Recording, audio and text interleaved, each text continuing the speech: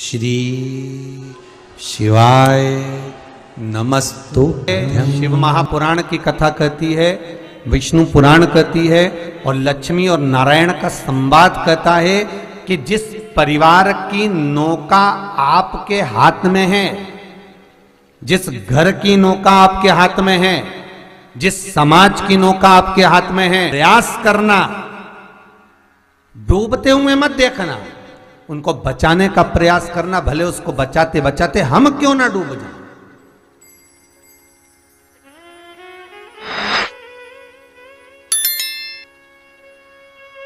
पर हम बचाएं।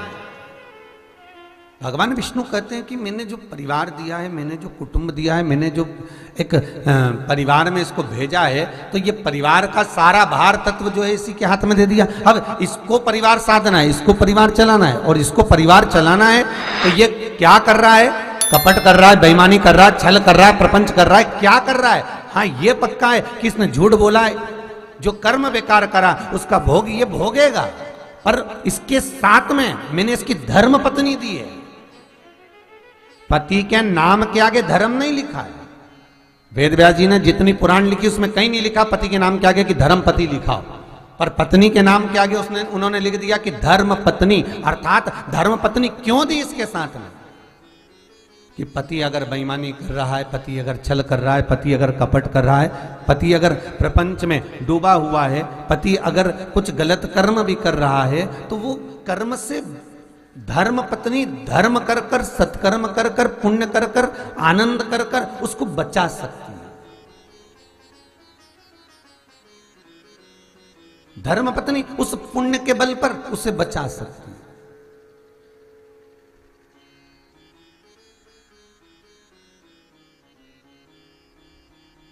फिर एक निवेदन करूंगा, आप जो कमाए हैं दुकान पर बैठकर, उस कमाई को जो कर कर लेकर आए हैं, उसका भोग आपकी पत्नी, आपके बच्चे, आपका कुटुंब, आपका कबीला सब भोगेगा, सब भोगेगा। आपकी कमाई का भोग अपनी पत्नी भी भोग रही है, आपकी कमाई का भोग आपके बेटे भी भोग रहे हैं। खूब नए नए हैंडसेट लेकर आ रहे हैं, खूब एलसीडी लेकर आ रहे हैं, खूब बढ़िया गाड़ी, बाइक, मोटरसाइकिल सब लेकर आएंगे, 4 व्हीलर लेकर आएंगे, सब भोगेंगे।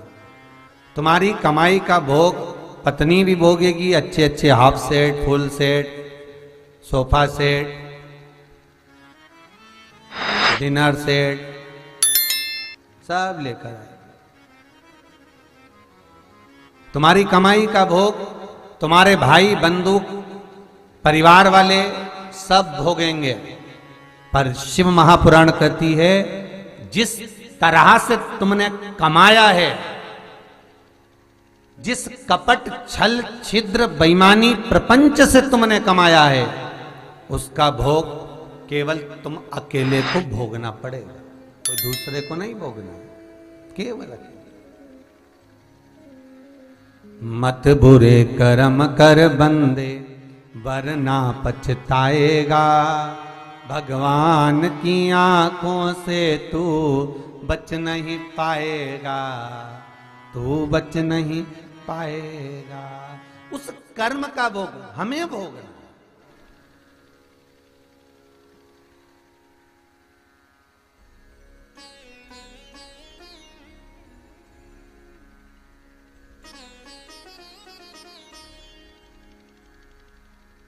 तो कहे, हम तेरी दुनिया में आकर खो गए,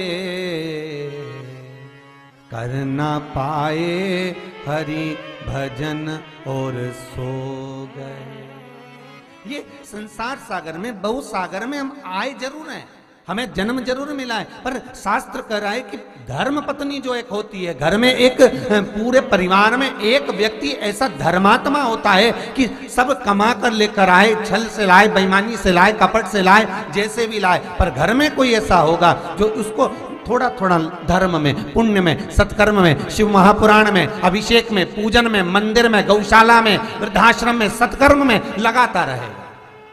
अर्थात धर्मपत्नी कहती रहेगी जाओ थोड़ा सा पैसा जमा कर दो ना, थोड़ा सा दान कर दो ना, थोड़ा सा पुण्य, और उसको मालूम है जो कमा रहा है पति, उससे कहूंगी कि तुम दान करो तो वो नहीं कर पाएगा। भगवान विष्णु लक्ष्मी जी से कह रहे हैं कि अगर पति को परिवार की नौका पार लगाने के लिए कहा गया है, परिवार डूबना नहीं चाहिए, नौका डूबना नहीं चाहिए, उसको भले वो बेईमानी करे, छल करे, प्रपंच करे, कपट करे, वो परिवार की नौका को पार लगा रहा है, तो इसमें धर्म पत्नी जो होती है वो बीच मध्यस्थ होना चाहिए। और धर्म पत्नी घर का एक बेटा हो, घर की एक बहू हो, घर की एक माता हो, उसके पास में ये कार्य होना चाहिए कि वो उसको कहीं ना कहीं सत्कर्म में, धर्म में, पुण्य में थोड़ा थोड़ा लगाते लगाते, भले कितना भी झूठ बोला पर थोड़ा पुण्य में लगाती रहेगी तो वो नरक से तो बचा ही रहेगी। पाप कर्म से वो बचा सकती है। इसलिए आपको कहा था एक होती है पत्नी जो पति को पतन के रास्ते पर ले जाती है, एक होती है धर्म पत्नी जो पति को धर्म के रास्ते पर ले जाती है। पर मेरे वेदव्यास जी महाराज ने पत्नी का संबोधन नहीं लिखा, केवल वेदव्यास जी ने पत्नी का संबोधन एक ही जगह पर लिखा है महाभारत में, वो भी गांधारी के लिए लिखा है। और लंकाधिपति रावण के यहां पर जब मंदोदरी का संवाद आता है तो मंदोदरी के लिए लिखते हैं कि ये धर्म पत्नी है, क्योंकि मंदोदरी ने जब भी पति कैसा भी था वो गया, छल करा, प्रपंच करा, कपट करा, लंकाधिपति रावण ने झूठ बोला, प्रपंच करा, जो करा पर मंदोदरी को मालूम था कि मैं धर्म पत्नी हूं और कुछ ऐसा कर दूं मैं तो जिंदगी सार्थक हो जाए।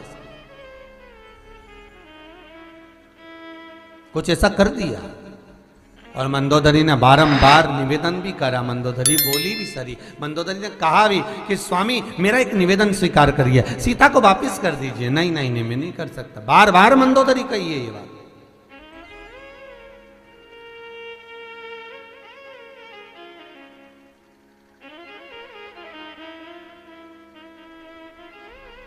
रामचरितमानस को उठाकर देखना, उसमें मंदोदरी का चरित्र, या रामायण सीरियल को देखना, उसमें मंदोदरी का चरित्र देखिएगा। मंदोदरी बार बार कह रही, मंदोदरी बार बार निवेदन कर रही है, बार बार कह रही है आज आपसे निवेदन है, आप सीता को वापिस कर दो। जानकी जी से जाकर मंदोदरी मिलती है, कुछ कहती है, निवेदन करती है, धर्म पर मेरे वेदव्यास बामा ने एक जगह पर केवल एक जो गांधारी थी उस गांधारी के संबोधन में धर्म पत्नी का संबोधन नहीं लिखा।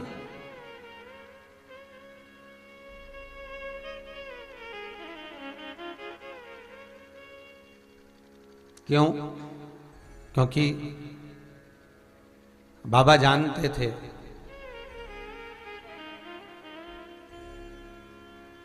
गांधारी ने धृतराष्ट्र के लिए आंखों पर पट्टी नहीं बांधी थी।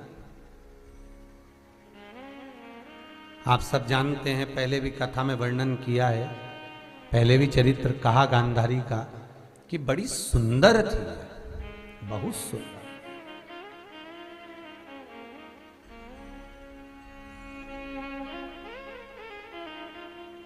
बहुत सुंदर थी गांधारी, और इतनी सुंदर कि इसके यहां जब इसका स्वयंवर होने वाला था तो गांधार नरेश ने पत्र भेजे थे सभी जगह पर। केवल गांधार नरेश ने एक जगह पर पत्र नहीं भेजा, वो हस्तिनापुर में, हस्तिनापुर में पत्र नहीं दिया। तब भीष्म पितामह ने पत्र लिखकर भेजा गांधार नरेश को, ए गांधार नरेश, आपकी बेटी हमारे धृतराष्ट्र के साथ ब्याह होना चाहिए। गांधार नरेश ने लिखकर भेजा, मेरी इतनी सुंदर लाडली, मेरी इतनी सुंदर बेटी और एक अंधे को ब्याहूंगा मैं।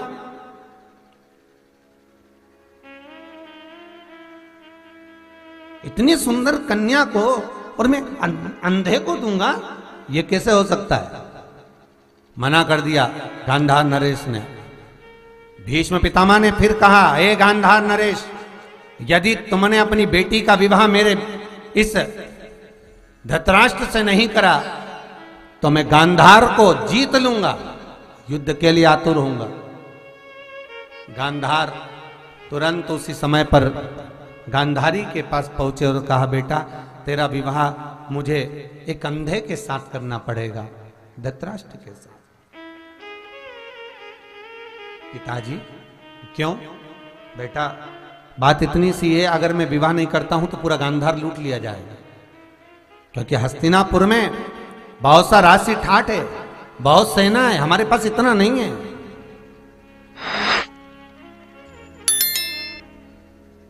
बेटी ने कहना माना।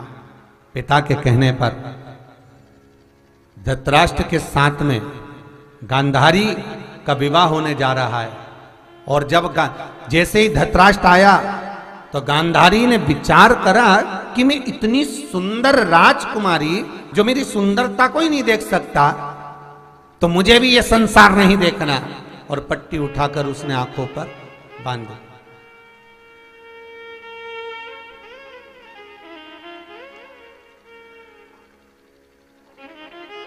ऐसा पति मेरे भाग्य में लिखा है जो मुझे ही नहीं देख सकता, मेरी सुंदरता नहीं देख सकता, तो मुझे क्या देखना फिर इसको, क्या संसार देखना मुझे।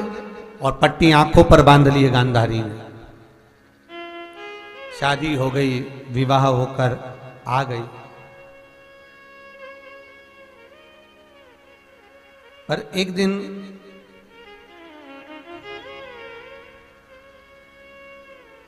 धृतराष्ट्र को यह मालूम पड़ा कि जिसके साथ मेरा विवाह हुआ है ये तो पूर्व समय की विधवा है,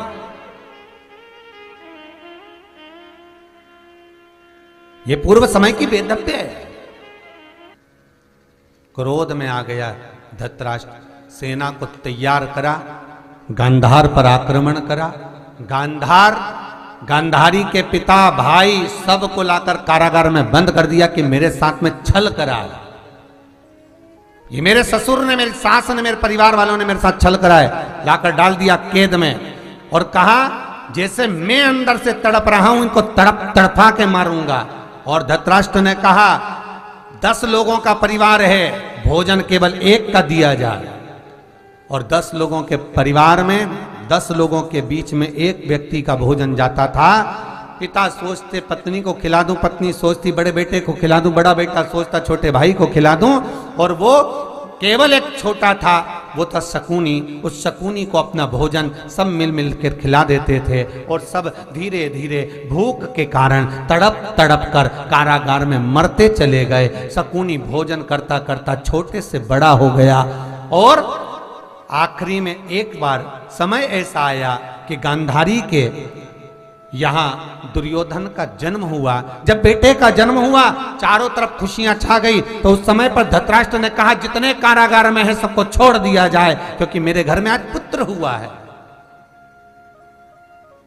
मेरे घर में आज बेटा हुआ है, छोड़ दो, छोड़ दो। बहन गांधारी ने कहा भैया तू कहां जाएगा? शकुनी से कहा तू जाएगा कहां? शकुनी सोचता है मैं कहां जाऊं। गांधारी ने अपने पति से कहा धृतराष्ट्र से एक निवेदन स्वीकार करो, इसको कहां भेजेंगे? गांधार तो आपके कब्जे में, एक काम करो इसको यहीं हस्तिनापुर में रहने दो। शकुनी को हस्तिनापुर में रखा। धृतराष्ट्र ने कहा शकुनी तुम्हें हस्तिनापुर में रहना है। शकुनी ने उसी दिन हाथ में, दोनों की तो पट्टी बंधी थी, हाथ में जल लेकर संकल्प ले लिया, ए धृतराष्ट्र जैसे मेरे सामने मेरा परिवार तड़प तड़प के मरा है, ए बहन और जीजा तुम्हारे सामने भी तेरा परिवार तड़पा तड़पा के नहीं मारूं तो मेरा नाम शकुनी मामा नहीं, शकुनी नहीं। और गांधारी और धृतराष्ट्र तो चाहते थे कि 5 गांव का राज्य दे दिया जाए, 5 गांव का राज्य प्रदान कर दिया जाए और ये सारा विवाद समाप्त कर दो, दे दो हस्तिनापुर का आधा राज्य दे दो। पूरे हस्तिनापुर के लोग तैयार थे, पर एक शकुनी मामा तैयार नहीं था, क्योंकि शकुनी को मालूम था अगर ये युद्ध टल गया तो इसका वंश कैसे नहीं मिटेगा, फिर मिटे कैसे? अगर वंश को मिटाना है तो युद्ध को तो कराना पड़ेगा, और युद्ध जब कराया जाएगा तब जाकर इसका वंश मिट पाएगा। तो केवल एक वेदव्यास जी महाराज गांधारी के सामने धर्म पत्नी का संबोधन नहीं लिखे, वहां केवल एक पत्नी लिखा है, केवल एक पत्नी, और पत्नी का संबोधन लिखा, धर्म पत्नी का नहीं। क्यों? क्योंकि ये गांधारी दुर्योधन को बारंबार समझाती थी, पर पीछे से जाकर फिर कुछ ना कुछ कहाती थी। क्यों नहीं लिखा? वेदव्यास जी से पूछा गया कि इसके नाम के आगे आपने धर्म पत्नी क्यों नहीं लिखा? तो वेदव्यास जी कहते हैं कि एक धर्म पत्नी का सबसे बड़ा लक्षण होता है कि पति मान लो बीमार पड़ा हुआ है, पति मान लो हॉस्पिटल में बीमार पड़ा हुआ है, तो धर्म पत्नी का कार्य क्या है? वो अपने पति की सेवा करे, उसकी सेवा में लग जाए। ये नहीं कि डॉक्टर से कहे कि मुझे भी बॉटल चढ़ाओ, मुझे भी यहीं पटक लो, जैसा इसको इंजेक्शन वैसा मुझे, जैसे इसको बॉटल वैसा मुझे। अगर मान लो धृतराष्ट्र आंखों से विहीन था, गांधारी को पट्टी नहीं बांधना थी, उसको नेत्र खुले रखकर अपने पति को अग्रभाग में लेकर जाती, चलिए मैं तुम्हें लेकर चलती हूँ, चलो मैं तुम्हें यहां ले चलती हूँ, चलो। अग्रभाग में बार बार उसको अग्रण्य कर कर लेकर जाती, तो बात पर नहीं कर पाई।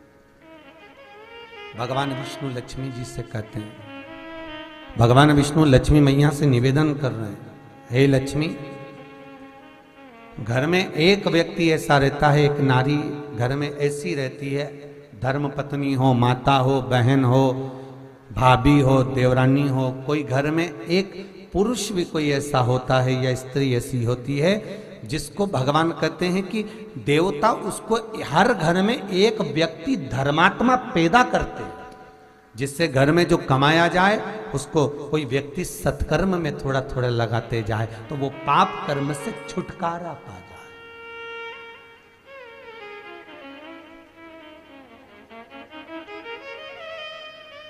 और नहीं महाराज, बाद में तो वही होना है ना कि तूने जो कमाया है वो दूसरा ही खाएगा, तूने जो कमाया है वो दूसरा ही खाएगा।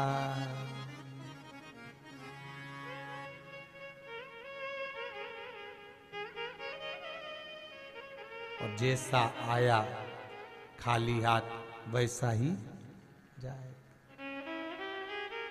कई लोगों को देखा केवल घर में चौकीदार बनकर रह रहे हैं,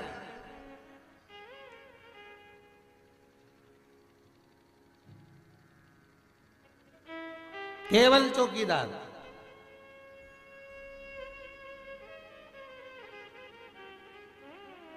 एक बार इंदौर गए, जजमान के यहाँ कथा थी, तो उन्होंने कहा हमारे रिश्तेदार रहते हैं गुरुजी, जरा चलेंगे अपन उनके यहाँ। हमने कहा चलिए। गए, देखा तो केवल घर में पति और पत्नी थे, और उनकी उम्र भी होगी लगभग एक की 72 साल होगी तो एक की 70 के करीब में होगी।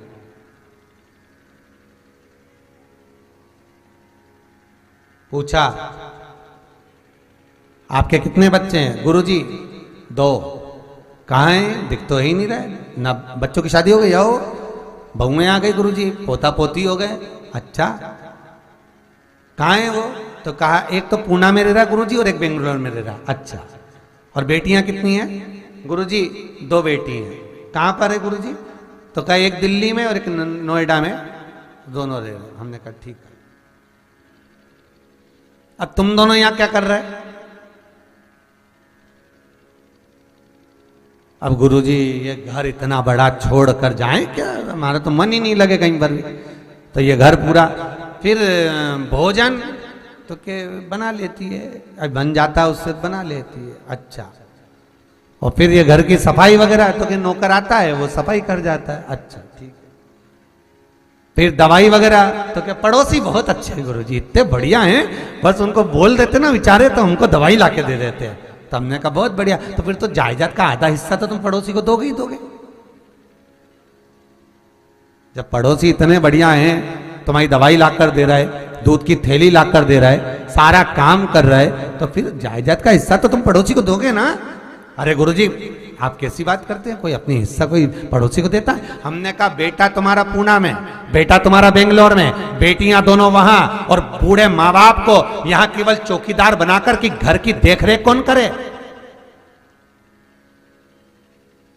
केवल बूढ़े माँ बाप को चौकीदार बनाकर छोड़ दिया कि बूढ़े माँ बाप यहाँ घर में रहेंगे, झाड़ू पोछा लगवाते रहेंगे, मकान का कीमत बढ़ता रहेगा, जिस दिन माँ बाप मर जाएंगे बेटे आएंगे, मकान बेचेंगे, हिस्सा करेंगे और चले जाएंगे। केवल चौकीदार की जिंदगी जी रहे।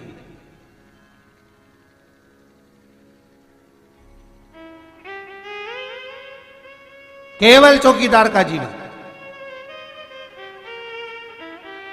बेटा एडीलैंड में, बेटी है न्यूयॉर्क, और ब्राइट बच्चों के लिए हुआ बुढ़ापा डार्क। और काका क्या करोगे, ये रुपया कहां धरोगे?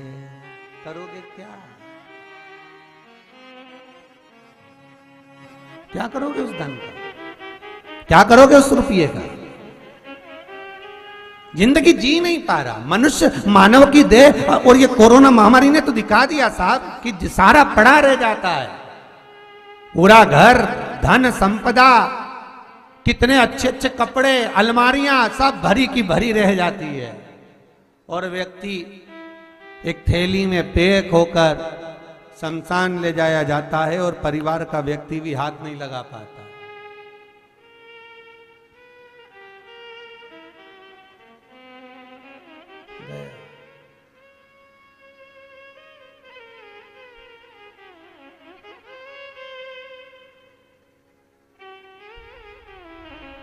कितना प्रेम था।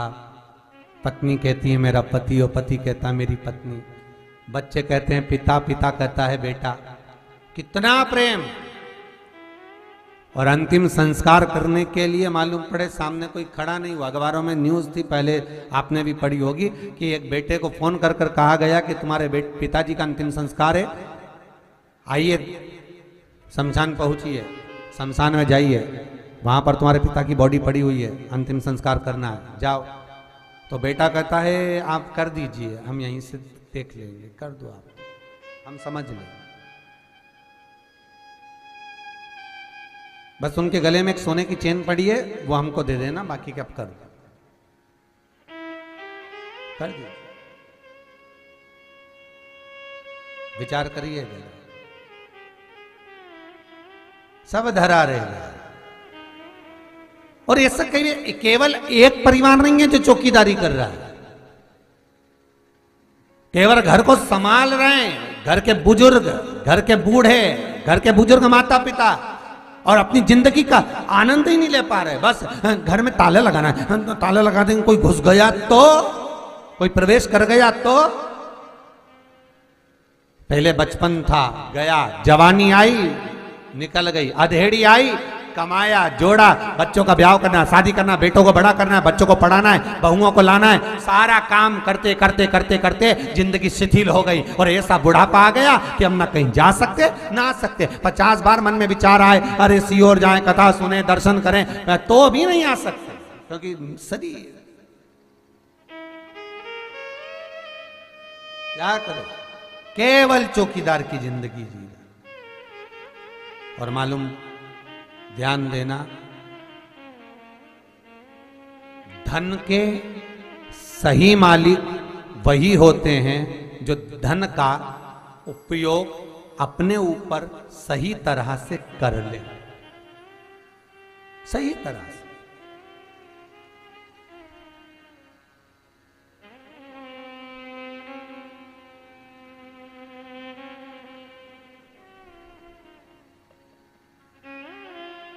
चेन्नई में कथा करने गए थे, तो एक सेठ जी के दरवाजे पर गए, वहाँ मिले, तो वो ठंड का थोड़ा सा वो बारिश का समय था, दीपावली के टाइम की कथा थी, तो उनके पाँव के जो मोजे थे वो कम से कम 4 या 6 जगह से फटे हुए थे। ठीक है,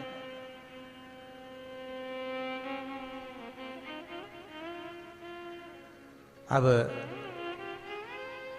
हमने उनसे कह दिया है, भानु जी, भानु जी बोले हाँ गुरुजी।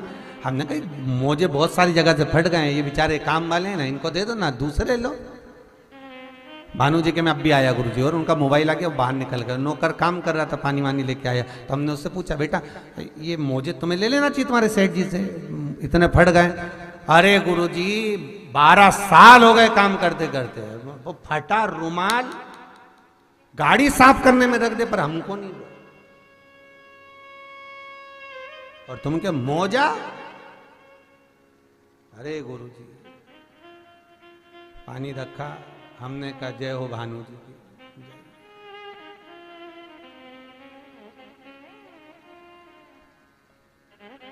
विचार करिएगा, इतना बड़ा बंगला, 6 गाड़ी, शरीर का सुख क्या क्या सुख? हम तो आपसे भी कह रहे हैं, निवेदन है, आपको दान नहीं करना मत करो, आपको पुण्य नहीं करना मत करो, आपको सत्कर्म नहीं करना मत करो, आपको मंदिर नहीं जाना मत जाओ। आप बस इतना जरूर करो कि जो तुमने कमाया है उसको अपने शरीर पर कम से कम खर्च तो करो।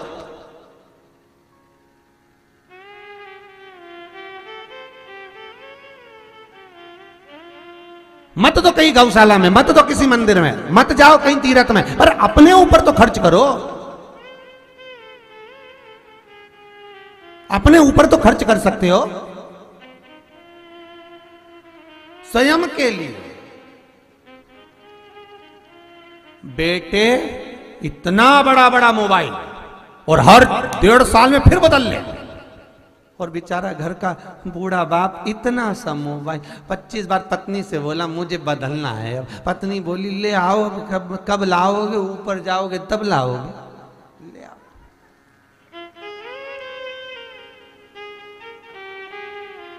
पति बोला इतने समय काम चल रहा है, ठीक है, क्या करना।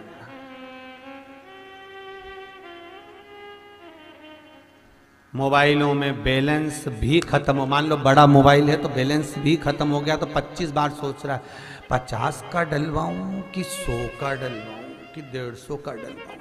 अब पूछा क्या है तो कि 15 तो गुरुजी अपने किराएदार हैं, बिल्डिंग पूरी किराए से गई है, कितना मिल रहा है 2.5 लाख रुपए। अच्छा, और दुकान बहुत बढ़िया गुरुजी 1.5 लाख उसमें मिल रहा है, और सब कुछ चकाचक।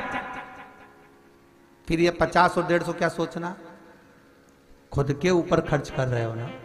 अच्छा खाओ, अपनी जिंदगी को अलमस्त जियो, फिर ये मौका मिले ना मिले, मरने के बाद तो फिर छोड़ोगे तो बच्चे तो खाएंगे ही, तुम नी भी दोगे तो भी उनका होगा। तो अपनी जिंदगी को मस्त जियो, फुल एंजॉय, फुल एंजॉय, अपनी जिंदगी को अलमस्त। भजन करना है भजन कर कर, स्मरण करना है स्मरण कर कर, दान करना है दान कर कर, पुण्य करना है पुण्य कर कर, सत्कर्म करना है सत्कर्म कर कर, और नाम जाप करना है नाम जाप कर कर, और अपने जीवन को अलमस्त जियो। खूब चकाचक, गाजर अच्छी आ रही है, घिस घिस के उसका हलवा बना के खा जा। अपनी जिंदगी अच्छे से जोड़ जोड़ जोड़ जोड़ मर गए, आखिरी में इतना बड़ा फोटो टंग गए, इतना बड़ा प्लास्टिक की माला, धूप बत्ती लग रही।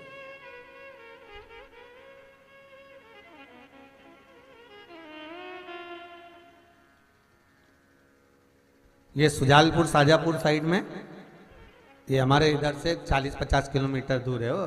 तो वहाँ पर जो कोई मर जाता है ना, तो एक आध भगत लोग मर गए तो जाना पड़ा, तो भगत वहाँ पर कोई मर जाता है तो वहाँ पर जितने बहू बेटा होते हैं ना, सब उसको दही पेड़ा खिलाते हैं। तो हमने कोनी मार के एक से पूछा है ये क्या हो रहा है, तो कि दही पेड़ा खिला रहा है बाप को। हमने कहा जीते जी नहीं खिलाया।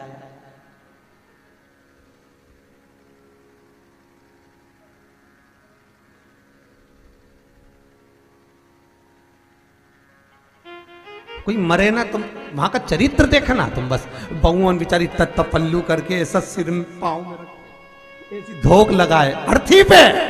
अरे काहे दिखावा करो री, काहे?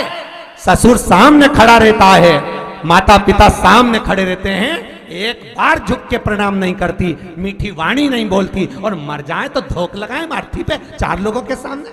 और मेरे शंकर को दिखावा ही तो पसंद नहीं है। फिर वही वाली बात आ गई, तेरा तेरा दिन याद करे, क्यों रे मन सुमिरन क्यों नहीं करे, केवल तेरा। फिर परिक्रमा लगा रहे, नरियल फोड़ रहे और आंख में से आंसू बहा रहे, ऐसे बहा रहे जैसे इनके सिवा कोई नहीं था। और एक आध बार घर पे जाके देख लेते तो चाय तक की नहीं पूछे, मेहमानों के पांव पड़ ले, और डोकरा बेटा की बेटा रह जाए, बुढ़िया बेटी की बेटी रह जाए, प्रणाम तक नहीं करे। तो पूछा, ये तुम्हें प्रणाम नहीं करा माँ, तुम्हें प्रणाम नहीं करा तुम्हारी बहू ने? तो क्या अब रोज ही तो कर लेती, थक गई होगी इसलिए नहीं करा होगा। विचार, ये क्यों ढोंग करो रे? अरे ओ भेरू, क्यों ढोंग करे? किस कौन याद? धन सारा की सारा पड़ा रह जाएगा। देखो लोग तो हमसे ही कहते हैं, महाराज इतना इतना सारा सोना पहन के तुम व्यासपीठ पे बैठते हो, ये काय के लिए पहनते हो इतना सोना? तो क्या औलादों के लिए छोड़ के जाए? अरे बोलो तो, सत्य बताना। ये अपनी उम्र में आएंगे तो क्या कमा कर हमें सोने की माला पहनाएंगे? अरे बोलो रे, इतने बैठे हो और इतने टीवी पे सुन रहे हो और मोबाइल पे सुन रहे हो, आपकी औलाद ने आपको कितनी सोने की माला पहनाई? उल्टा माँ और बाप ने जब बेटा की शादी करी, बहू को 5 तोला 4 तोला 6 तोला 10 तोला 20 तोला सोना चढ़ाया, और बच्चों ने कितनी चेन अंगूठी पहनाई वो मुझे बताओ, कौन छोड़े? और ऐसा नहीं है कि आपके पास में नहीं होगा, बस आपका तिजोरी के अंदर रखा है, और हमारे जजमानों ने हमें पहनने के लिए दिया है तो पहनो, और तिजोरी में रखा की रखा रह जाएगा और एक दिन चला जाएगा।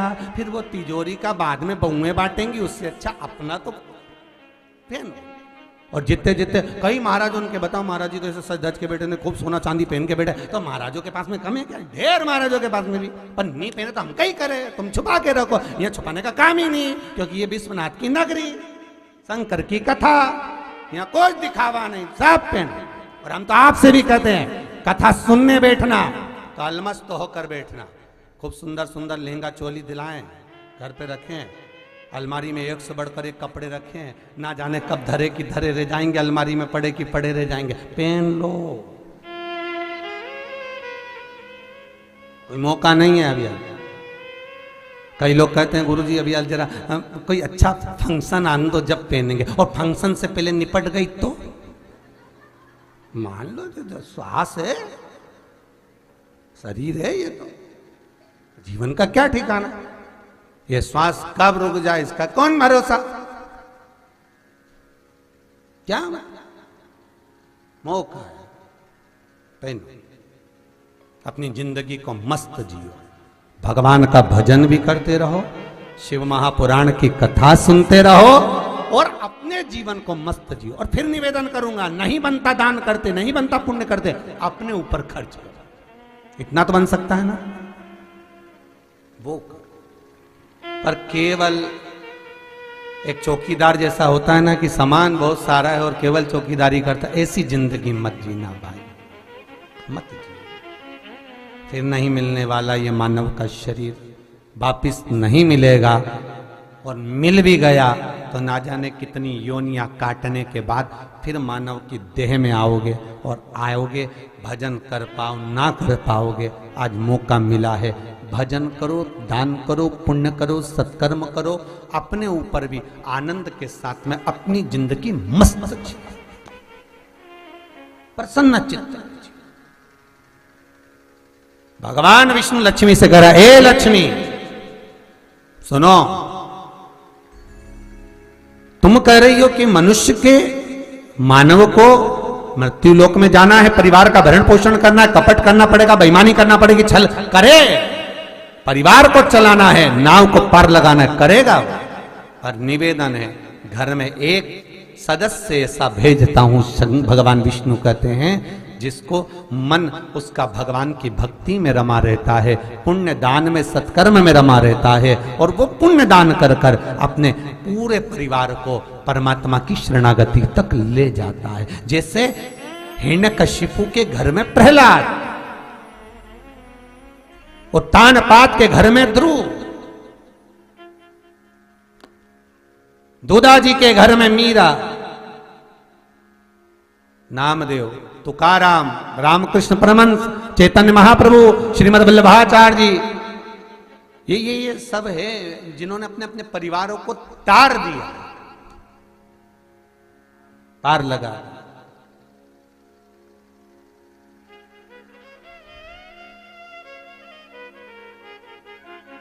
भटके नहीं महाराज। और जो प्रश्न भगवान विष्णु से लक्ष्मी ने करा, वही प्रश्न पार्वती ने शिव से भी करा। संसार सागर में आने के बाद मनुष्य जो आसक्तियों में पड़ जाता है, उसकी इंद्रियां संपूर्ण संसार का भोग लेने में लगी रहती हैं, उन इंद्रियों को वश में कैसे किया जाए, वह मुझे सुनना है। भगवान शिव पार्वती से कहते हैं, पार्वती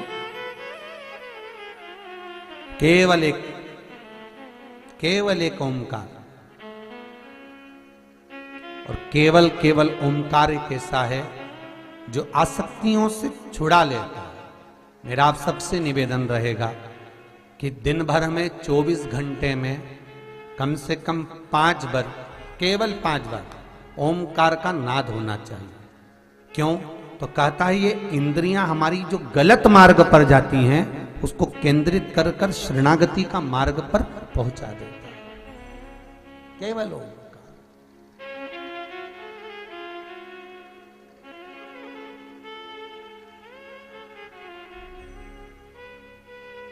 एक नाभि तक ओंकार का शब्द हो,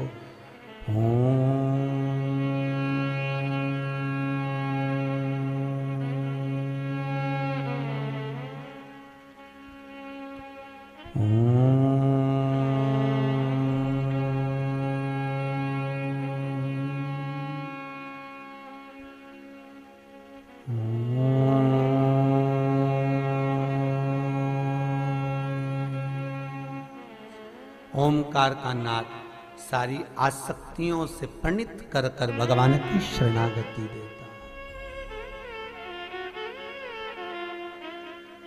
शरणागति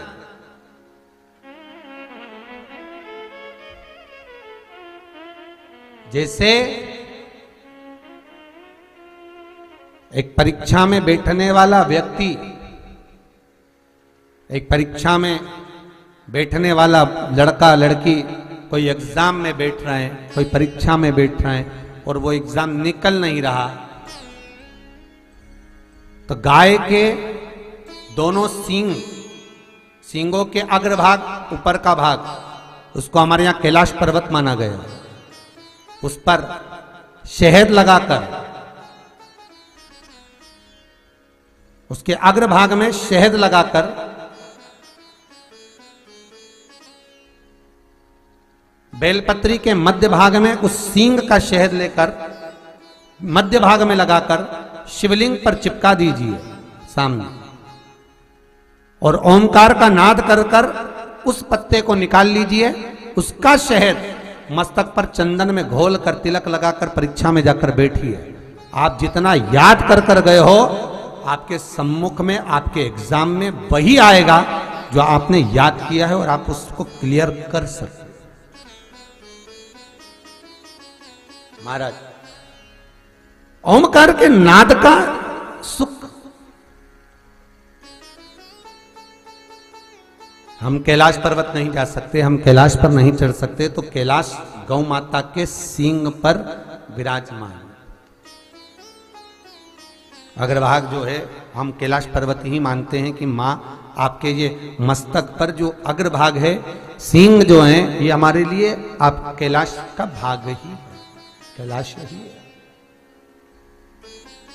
है माँ। ये प्रेम, ये वात्सल्यता, ये स्नेहता शिव महापुराण की कथा कर रही है। भगवान कर रहे हैं, ओमकार का एक नाद ऐसा होता है जो एकाग्र चित्तता को स्थापित कर देता है, इंद्रियों को लाकर भगवान की शरणागति में छोड़ देता है।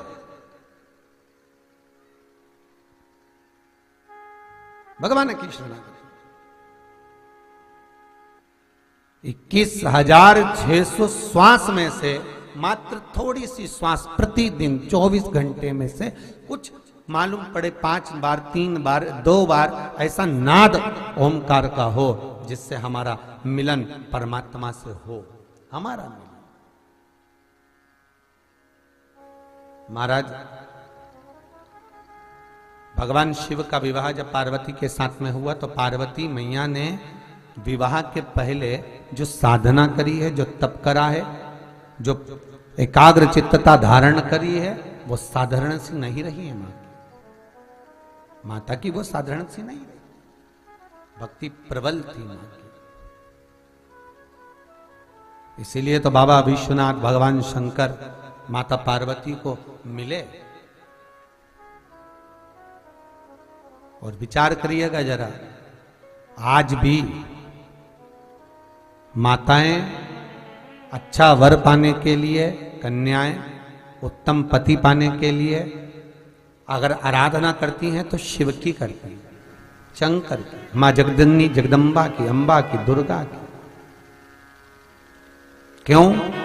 क्योंकि हम इनकी आराधना करेंगे, हम इनकी भक्ति करेंगे तो जैसे पार्वती जी को शिव मिले ऐसे हमको भी कोई अच्छा वर प्राप्त हो।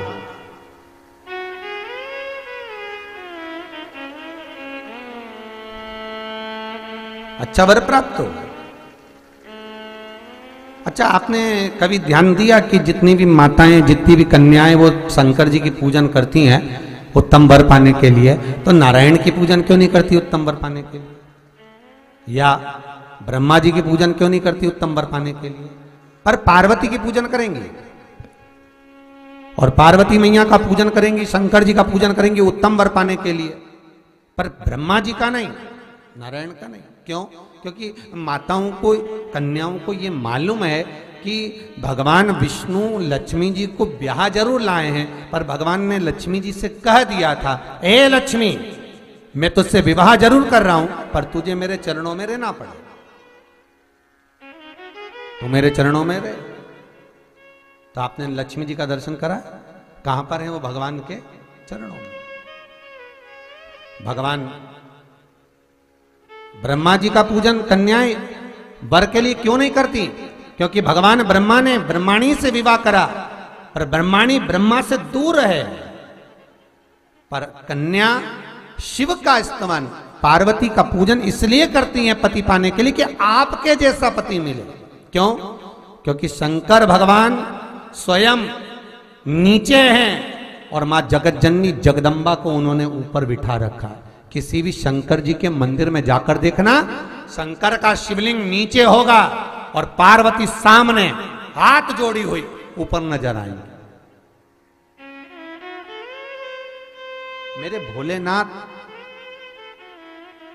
अर्धांगिनी का आदर करना जानते हैं, सम्मान करना जानते हैं कि तुम अग्रभाग में रहो, ऊपर रहो, सम्मान आपको मिलता रहे, क्योंकि आप हमारी अर्धांगिनी हो। शिव भले नीचे हो, आप तो जाओ महाकाल का दर्शन कर लो। महाकाल में भी आप जाएंगे, मल्लिकार्जुन में चले जाओ, चाहे आप त्र्यंबक चले जाओ, चाहे आप सोमनाथ चले जाओ। रोज आपके यहाँ सोमनाथ के भी दर्शन आते होंगे, हैं? महाकाल का दर्शन आता, कभी दर्शन करना। महाकाल बाबा नीचे हो, पार्वती जी बिल्कुल दीवार में बिल्कुल सामने ऊपर, सोमनाथ जी नीचे, जगदम्बा सामने ऊपर, बाबा वेदनाथ नीचे, जगत जननी ऊपर। आदर का जो भाव है वो शिव में है, सम्मान का जो भाव है वो शंकर में है, कि मैं इनका आदर करना जानूं। इसलिए नारी भगवान शिव जैसा पति चाहती, भोलेनाथ जी जैसा मिले। अलमस जब जाए साथ लेकर जाए बाबा विश्वनाथ जैसा।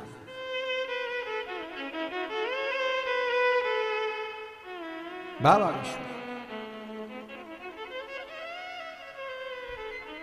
इसलिए शायद पार्वती ने भी जो तप करा शंकर को पाने के लिए करा, घोर तप करा, घोर तप। और शिव मिल भी गए, शंकर मिले, खूब मंगल में विवाह हुआ, शंकर पार्वती दोनों मिलन भी हुआ।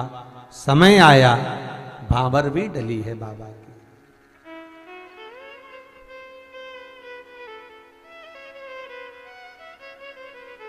और देखिए सारे देवताओं के विवाह में कोई भूत चुड़ैल नहीं आए, पर शिव जी के विवाह में भूत चुड़ैल भी आए।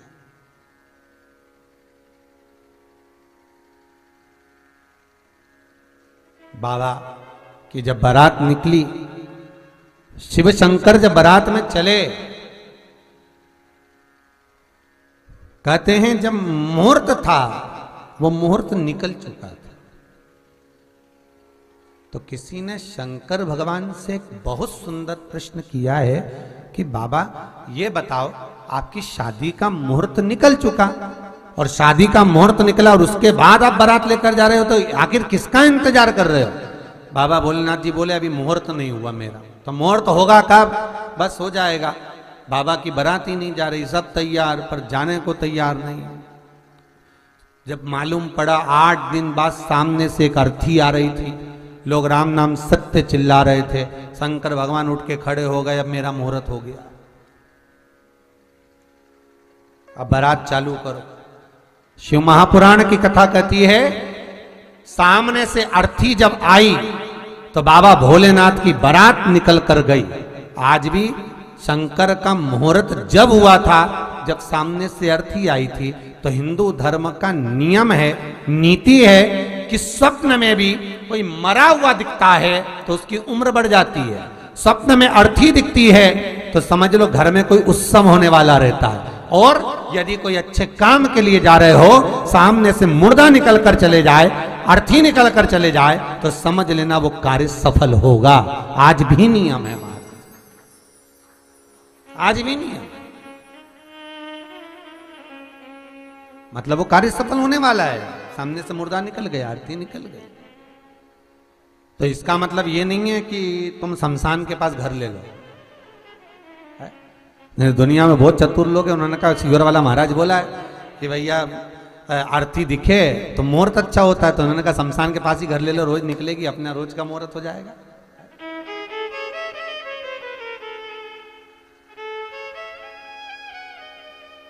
भाई शिव की बारात जब चली, सामने से अर्थी आई, तो भगवान विष्णु ने पूछा आप अर्थी का इंतजार कर रहे थे? भगवान भोलेनाथ बोले अर्थी का इंतजार नहीं है, जो उस पर सोकर आ रहा है वो कितना पुण्यवान है कि इतने सारों के मुख से राम नाम सत्य निकलवा रहा है, राम का नाम निकलवा रहा है। इसलिए ये आ जाए, आग लग जाए, भस्म चढ़ा लूं, नंदी पर बैठो, चल दो। तो भगवान विष्णु बोले तुम नंदी पर बैठ के जाओगे? हाँ, हम तो रथ लाए। भगवान बोले रथ पे नहीं बैठो, नंदी पर बैठो। नंदी लाओ, नंदी ला, सजाया, श्रृंगार करा। भोलेनाथ जी को ऐसो श्रृंगार, ऐसो श्रृंगार, सारे पार्लर वालों को बुलाया गया जो अच्छा अच्छा श्रृंगार कर सकते थे, पर सब फेल हो गए महाराज। जब सब फेल हो गए तो अब श्रृंगार कौन करे? एक भी पार्लर वाला समझ में नहीं आया। तब बाबा भोलेनाथ जी ने कहा नंदी को बुलाओ। नंदी आया, नंदी ने कहा आज्ञा प्रभु। शंकर भगवान बोले सजा दे बिल्कुल। तो नंदी गया, जो गायों को बांधते ना दिवाली पे, और देखिए वो पन्नियों के सुंदर सुंदर आभूषण, हम माला कंठी घंटी सब ले आया। एक घंटी तो कमर में बांध दी भोलेनाथ जी की, अच्छी जोरदार टन टन करे बजती रहे। और जो गायों को सींग में कलर भरा जाता है, छापे लगाए जाते हैं, मेहंदी, हल्दी, कुंकू, सब बाबा भोलेनाथ जी के छाप दिया चारों तरफ। अब बाबा बोले मैं कैसा लग रहा? नंदी बोले प्रभु पूछे ही मत, नजर लग जाए। तो बाबा भोलेनाथ जी बोले नजर नहीं लगना चाहिए, ससुराल जा रहे, काजल ला। अब काजल लाए तो मुर्दा जला था, तो उसकी लकड़ी जो थी काली पड़ी हुई थी, उस काली लकड़ी को पत्थर पे घिस लिए और घिस के उसमें मिला दो घी, और मिला के पूरा काजल का कटोरा लिया है, और कटोरा ला के बाबा के यहाँ टप दिया, यहाँ टप दिया, पीठ पे टप दिया, कंधे पे टप दिया। अब बाबा भोलेनाथ जी बोले अब कैसा लग रहा? अब तो नंदी बोले प्रभु किसी की नजर नहीं लगेगी तुम्हें, इतने जोरदार लग रहा। अच्छा चले, चलो। जैसे ही चले तो भगवान विष्णु सामने आके रुको, बिल्कुल रुक जाओ। कि क्या हुआ, ऐसे जाओगे? भगवान भोलेनाथ जी बोले श्रृंगार हमारा अच्छा नहीं लगा। नहीं, श्रृंगार तो फिर भी ठीक है, पर नीचे तो कुछ पहन लो। बाबा भोलेनाथ जी बोले हम तो ऐसे नहीं, कुछ पहनो। तो बाबा गए, तो जिस आसन पे बाबा बैठे थे उसी को लपेट लिया और लपेटे और नंदी पे चढ़ गए। अब जैसे ही नंदी पे चढ़े और चढ़ते से जैसी बारात आगे बढ़ी और इतने में बढ़ने लगी थोड़ी सी, फिर वो जो बंधा था वो खसकने लगा तो बाबा फिर नंदी से नीचे उतर। अब की बात जो खसक रहा था उसको गले में से सांप निकाल के उसको कस लिया बेल्ट के रूप में और सांप को लपेट के फिर बैठ गए। अब बैठते सी बारात चली, थोड़ी दूरी निकली थी, इतने में नाचने गाने वालों में एक सेनाई वाला पुंगी वाला था, वो पुंगी ले आया और जैसे ही उसने पुंगी बजाई तो जो सांप बंधा था वो फिर खुल गया और खुल गया तो बाबा फिर दिगंबर हो गए। अब बाबा फिर दिगंबर हुए तो ब्रह्मा जी से भगवान विष्णु ने कहा जाओ जरा जाके, क्यों कि वापिस उतर गया। अब बाबा ब्रह्मा जी नाचते नाचते गए, भोलेनाथ जी कपड़ा उतर गया। भोलेनाथ जी बोले अब कब तक? बाबा बोले लपेट जा। अब वो वापिस लपेटा। अब 33 कोटि देवता बारात लेके चले और बाबा बड़े अलमस्त। अब बाबा ने पीछे मुंह कर लिया, पीछे नंदी का मुंह आगे, शंकर जी का मुंह पीछे। तो ब्रह्मा जी ने पूछा पीछे मुंह क्यों करा? शंकर भगवान बोले हमारा कोई बाप नहीं, हमारा कोई भाई नहीं, बारात कैसे देखेंगे? आगे से नंदी देखेगा, पीछे से हम देखेंगे, इसलिए ओंधे बैठे नंदी पे, उल्टे बारात चल, सब नाच रहे। भगवान ब्रह्मा जी ने भगवान विष्णु से कहा महाराज बारात अच्छी नहीं लग रही। क्यों, क्या हुआ? इतनी जोरदार तो नहीं महाराज, बाराती तो अच्छे पर उसको तो देखो भोलेनाथ जी को, यहाँ से काला पीला नीला सब दूर जैसे गाय बैल के छापे लगा ऐसे लगा लगा के आ गए और महाराज सारी फुंदी मुंदी लपटे लपेट ली पूरी। अब बाबा आप बताओ तो भगवान क्या करें? तो जैसा दूल्हा वैसी बारात होना चाहिए।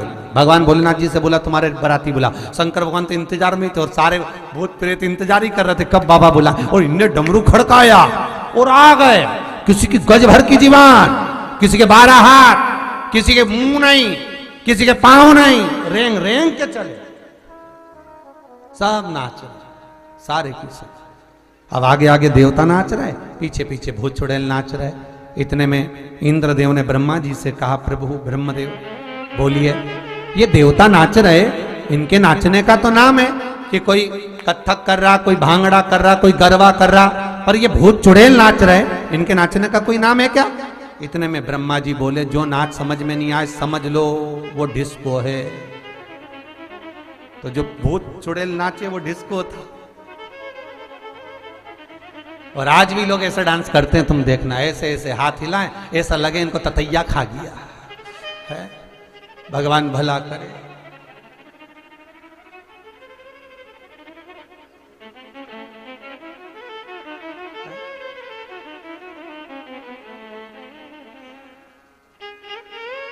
अब इनको लगे ततैया। हमारे भगवती महाराज बैठे तो ये पहले भैंसाखेड़ी में रहते थे हैं? तो भैंसाखेड़ी में रहते तो इनके गांव में आ गई बारात। अब गांव में बारात आई और गांव में बारात पहली बात तो ऐसी बारात आई, वो भी कहाँ इंदौर बिंदौर की बारात। अब वो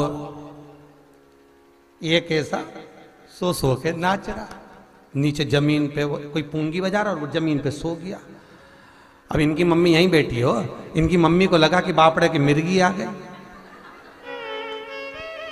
अब इनकी मम्मी गई तो पानी ले गई और जूता ले गई सड़ा हुआ। अब सारे बाराती तो आ गए और वो पड़ा। अब उन्होंने पानी का छींटा देकर जूता सुंगा दिया। इतने में उसका दूल्हे का बाप नाचते नाचते आकर अरे काकी जी वो तो नाच रहा है। काकी जी ने जूता फेंक दे, आग लग जाए, ऐसा नाच किस काम का? क्या काम का महाराज? नाच सागर मेरा भोलेनाथ भूतों के साथ में चाह रहा है। बहुत चला, दरवाजे पर पहुंचे, मैया मैनावती ने आरती उतारी, प्रवेश किया। महाराज खूब समझाया बेटी को, पार्वती कहां माने।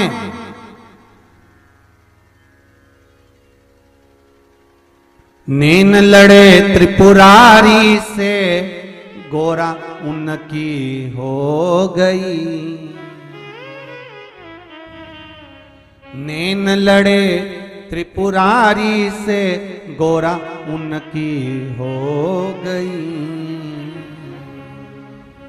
मेरे मन में नहीं है धीर सखी, काशी में जाऊंगी।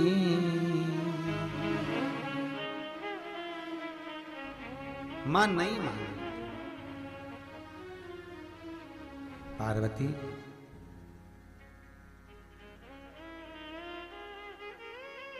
मेरी बात मान लेते थे, नहीं मान। विवाद चालू है। भगवान का विवाह होने लगा।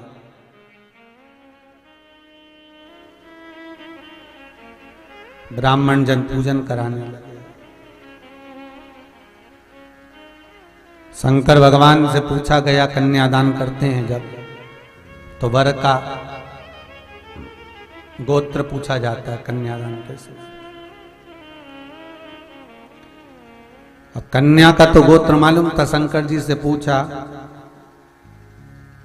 तुम्हारा नाम अमुक नाम शिव, पिताजी का नाम शिव, दादाजी का नाम शिव, परदादा का नाम शिव, गोत्र शिव। शंकर भगवान जैसे ही शिव शिव बोलते रहे, पंडित जी को गुस्सा आ गया। ब्राह्मण बोले, महाराज ये दूल्हा बताओ, पिताजी का नाम पूछो तो शंकर बताता है, दादाजी का नाम पूछो तो शिव बताता है, गोत्र पूछो तो शिव बताता है, अपने ही नाम सब दूर बता रहा है। हिमालय राज हाथ जोड़कर बोले, आप घबराओ मत, पूछो। संकल्प छोड़िए, बोलो नाम क्या है? शिव। अमुक नाम शिव, पिताजी का नाम शिव, दादाजी का नाम शिव, गोत्र शिव। इतने में हिमालय राज हाथ जोड़ के बोले, कंवर साहब, जमाई साहब, हाथ जोड़ के निवेदन है, आप अपने पिताजी का नाम बताओ ना, दादाजी का नाम बताओ। तो शंकर भगवान बोले शिव। पार्वती जी पास में बैठी थी, घूंघट उठा के बोली, बोलते क्यों नहीं हो? तो शंकर भगवान पार्वती से बोले, हमारा बाप होए तो बोले, हम तो सबके बाप। अब शंकर का बाप कौन?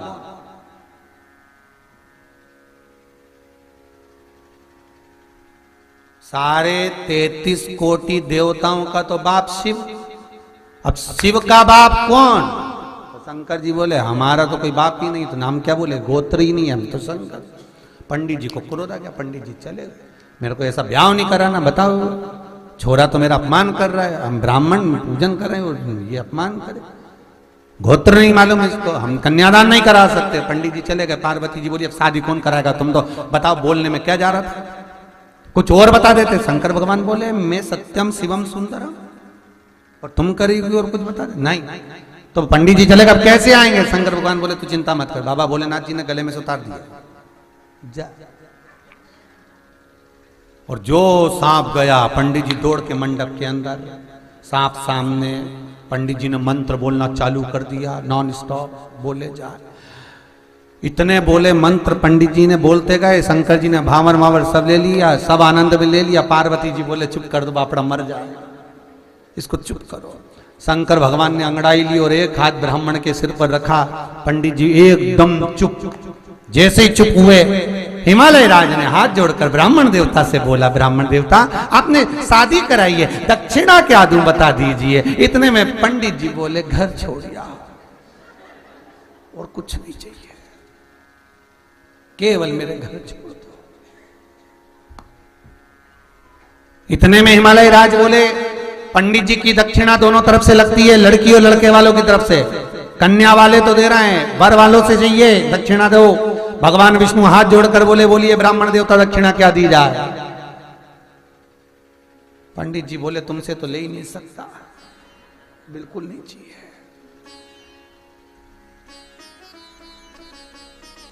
अब यहां भोजन, वहां, यहां विवाह, वहां भोजन चल रहा। अब केवल अगर देवता होते तो पंगत में बैठकर भोजन कर लेते, पर यहां तो भूत चुड़ैल डाकनी पिशाचनी सब जैसे 33 कोटि देवता लाइन से यहां बैठे, ऐसे भूत चुड़ैल बैठ गए। किसी के 12 मुंह, किसी के 10 मुंह, किसी का मुंह ही नहीं है, किसी की तोन बड़ी, बैठ रहे। पत्तल लगाने वाले आए, थाली लगाने वाले इधर आए, इधर देवताओं में लगा के गए, इधर आ गए। एक के 12 मुंह थे, उससे बाद पूछा दादा तू कौन से मुंह से खाएगा, पत्तल कितनी रख? उसने कहा 12 रखो, उसको 12 रख। एक का मुंह पीछे और आगे दोनों साइड, उससे पूछा तू इधर से खाएगा कि उधर से खाएगा, कि दोनों साइड रखो, दोनों साइड पत्तल रखी। और आगे गए तो एक का मुंह ही नहीं, गला गला। उससे पूछा तू कैसे खाएगा, तो क्या बाल्टी में लाता जाओ, गला में कूड़ता जाओ। अब परसगारी करने वालों के तो पसीने छूट गए। उन्होंने कहा ऐसी बारात हमसे नहीं जिमाई जाए। सारे के सारे पहुंच गए हिमालय राज के पास। प्रभु ये बारात हम नहीं जिमा सकते, बैठ के खाएं, मना नहीं है, पर कोई के कि बाल्टी से उंडेल दो, कोई के कि 2 रखो, कोई के 4 रखो, कोई के 10 रखो, क्या करें?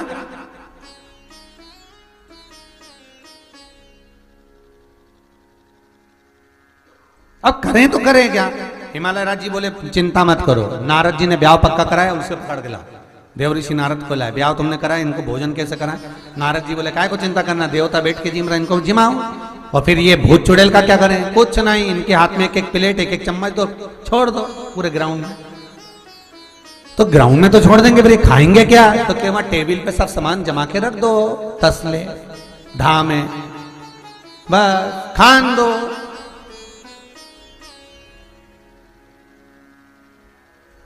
जो भूत चुड़ैल ने उस समय भोजन करा था, वो भोजन आज तक चल रहा है, खड़े खड़े। बस उस समय भी भूत चुड़ैल खाए थे।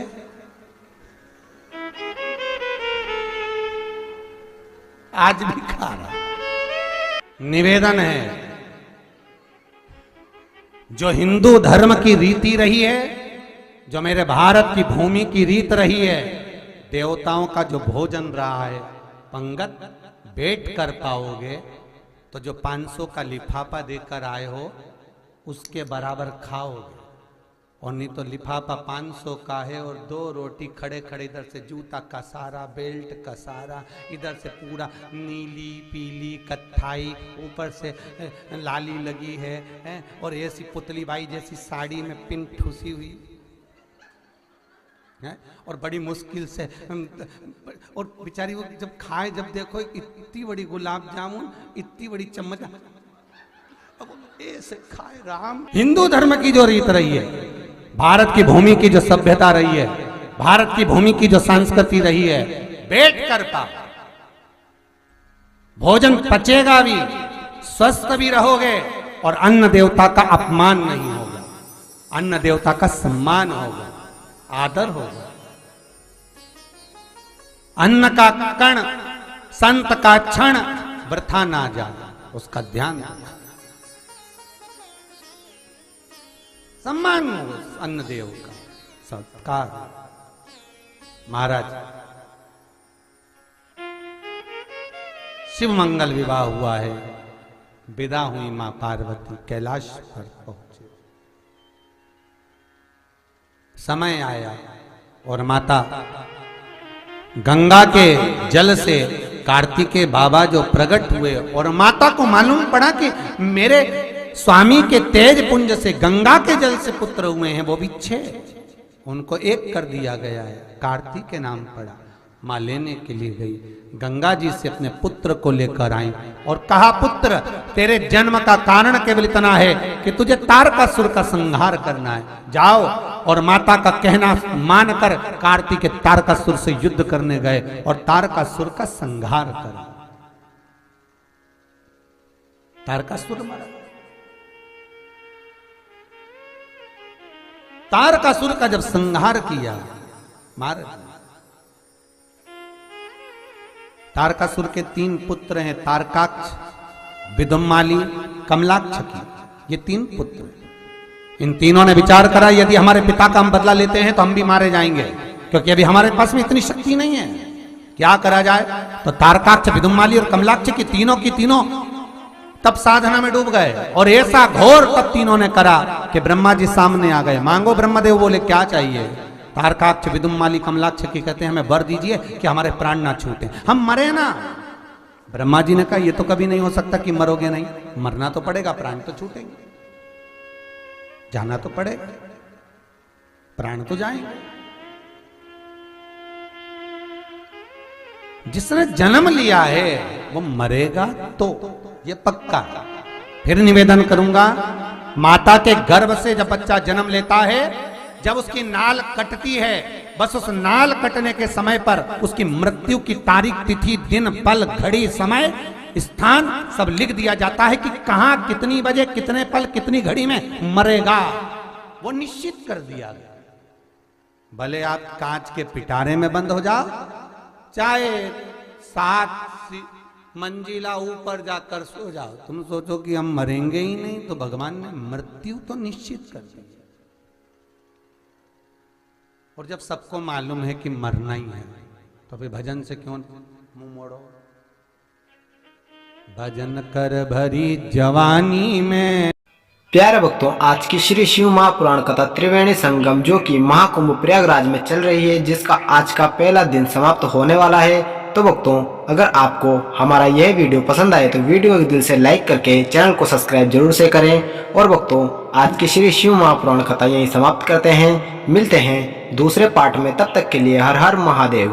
प्यारे भक्तों, अगर आपने अभी तक हमारे चैनल को सब्सक्राइब नहीं किया है तो प्लीज चैनल को सब्सक्राइब करके कमेंट बॉक्स में हर हर महादेव लिखकर अपनी हाजिरी भगवान शिव शंकर जी के चरणों में अवश्य लगाएं। और भक्तों, अगर आप चैनल पर नए हो तो हमारे चैनल को सब्सक्राइब करके वीडियो को एक दिल से लाइक जरूर कर दीजिएगा और कमेंट बॉक्स में हर हर महादेव अवश्य लिखिएगा। तो भक्तों, मिलते हैं एक और नई वीडियो के साथ, तब तक के लिए हर हर महादेव।